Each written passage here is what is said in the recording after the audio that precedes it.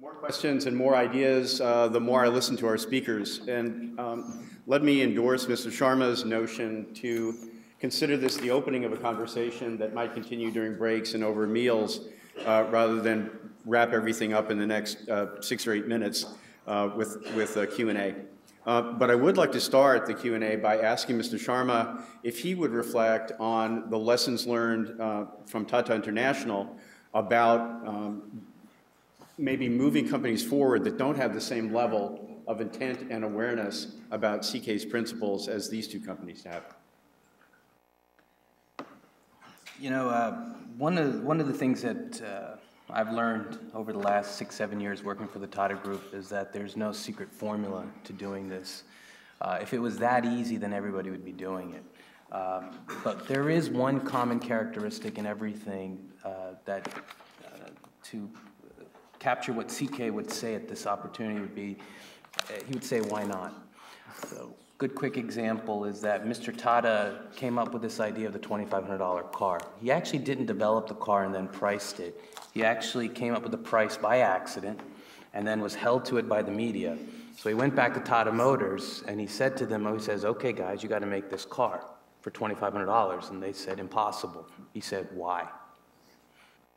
You just can't automatically say, no, it can't be done without trying, without thinking. The previous speaker from Ayala said that, providing housing for the base of the pyramid and it won't have a marble flooring. I think CK would say, why not? Why can't we do that?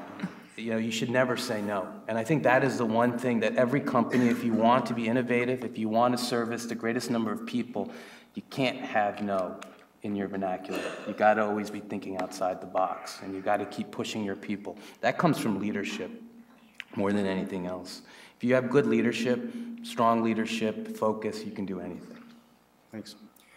Maybe this is for Dr. First. Would you tell us that there's a different set of capabilities or competences within the organization to enact bottom of the pyramid than, say, compared to serving more established and mature markets in Europe or North America? Yeah, I think you need a quite different kind of competencies and sets in order to be successful in the bottom of the pyramid. But I said, typically you don't find this in multinationals because we don't do business there. So how should we have it? From where should it come? So what we have to do is really be serious in our development processes in order to implement, to ingrain knowledge about bottom of the pyramid business so that we can be successful there in the future. Just as an example, I'm working for this company since some years, but when I came to India for the first time, I was completely puzzled for many days. It was such an intense experience. How can you expect from a business person to do business in such a situation when he has never been there? And when his whole education was just done around selling high margin, high profitable pharmaceutical products to people that are living in quite well-off situations where you have insurance systems, whatever. This cannot work. So this is a call for action for companies to invest heavily in the education of their future leaders. And this is a call for action for universities, I believe, because we are heavily dependent on the supply of talents that are able to understand bottom of the pyramid business. And it's much better for us if we already get them from universities instead of having to train them from scratch ourselves. Maybe I could ask Mr. Sharma to comment on the same, because the next question was, do you feel like our universities are actually preparing our students in a way that lets them be good managers in the spirit of CK's legacy?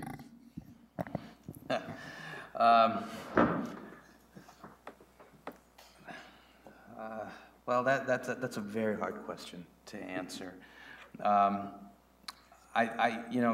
It's interesting you asked that because I just spoke before the Jobs Council talking about whether America is producing people that can fill today's jobs.